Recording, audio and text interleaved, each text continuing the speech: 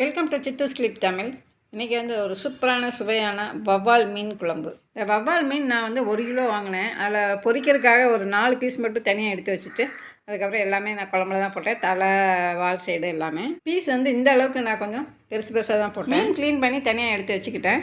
அதுக்கப்புறம் அடுப்பில் ஒரு மண்சட்டி வச்சுட்டு அதில் தேவையான அளவு நல்லெண்ணெய் ஊற்றிக்கிட்டேன். நான் ஒரு குழிக்கரண்டி எண்ணெய் ஊற்றுவேன். மீன் குழம்புனா கொஞ்சம் எக்ஸ்ட்ரா தான் எண்ணெய் ஊற்றுவேன். அதில் வெந்தயம், கடுகு எல்லாம் போட்டு நல்லா பொரிய விட்டுட்டு அதுக்கப்புறம் சின்ன வெங்காயம் தான் வந்து கொஞ்சம் பெருசு பெருசாக இருந்தது, அதனால் 2ஆக கட் பண்ணியிருக்கேன். தக்காளி வந்து ஒரு தக்காளி பிழிஞ்சு விட்றேன். கொஞ்சம் சின்ன வெங்காயமும் ஒரு தக்காளியும் தனியாக பச்சையாக அப்படியே அரைச்சி வச்சுருக்கேன். இதை கொஞ்சம் ஒரு மாதிரி வணங்கினதுக்கப்புறம் சின்னதாக 3 பச்சை மிளகாய் அதில் போடுறேன். போட்டுட்டு கொஞ்சமாக கருவேப்பிலையும் போட்டுடுறேன். இந்த வாட்டி வந்து நான் அந்த மீன் குழம்புல பூண்டு வந்து தனியாக உரித்து போட்டு வதக்கலை. அதுக்கு பிறகு இஞ்சி பூண்டு பேஸ்ட்டு தான் 1 டீஸ்பூன் போட்டுக்கிறேன். நல்லா ஒரு 3/4 கிலோ மீன் இருக்கும். அதுக்கு தகுந்த மாதிரி இஞ்சி பூண்டு பேஸ்ட்டு போட்டுக்கிறேன். இந்த இஞ்சி பூண்டு பேஸ்ட்டில் இருக்கிற பச்சை வாசனை மட்டும் போனால் போதும். அதுக்கப்புறம் நான் ஒரு தக்காளியும் ஒரு 10 சின்ன வெங்காயமும் அப்படியே பச்சையாக மிக்சியில் போட்டு நல்லா அரைச்சி வச்சுருக்கேன்.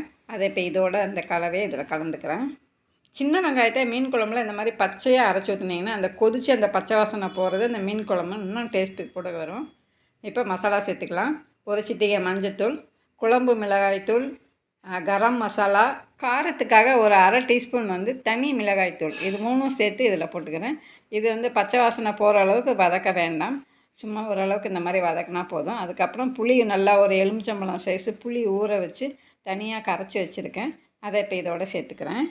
இந்த புளி தண்ணி வந்து நம்ம ஃபஸ்ட்டு கரைச்சி எடுக்கிறோம்ல, அந்த புளி தண்ணி தான் இப்போ நான் ஊற்றுறேன். ஊற்றிட்டு இதோட உப்பு கலந்துட்டு டேஸ்ட் பண்ணி பார்க்கலாம். இப்போ டேஸ்ட் பண்ணாவே புளிப்பு வந்து அதிகமாக இருக்கா இல்லை சரியாக இருக்கா கம்மியாக இருக்கா அப்படிங்கிறது தெரிஞ்சிடும். புளிப்பு இன்னும் கொஞ்சம் கூட வேணும் அப்படின்னா நம்ம ஏற்கனவே கரைச்சி வச்சுக்கிற அந்த புளியிலே கரைச்சி ஊற்றிடலாம். இல்லை புளிப்பு சரியாக இருக்குது போதும் அப்படின்னா குழம்புக்கு மட்டும் தேவையான அளவு கொஞ்சம் தண்ணி ஊற்றி கலந்துக்கலாம். புளி தண்ணியை ஊற்றின உடனேமே நம்ம உப்பு சேர்த்துடணும். சேர்த்துட்டு கலந்து விட்டு அதுக்கப்புறமா டேஸ்ட் பண்ணணும். ஏன்னா அப்போ தான் உப்பு, புளிப்பு, காரம் எல்லாம் சரிசமமாக இருக்கா அப்படின்னு தெரிஞ்சுக்கலாம்.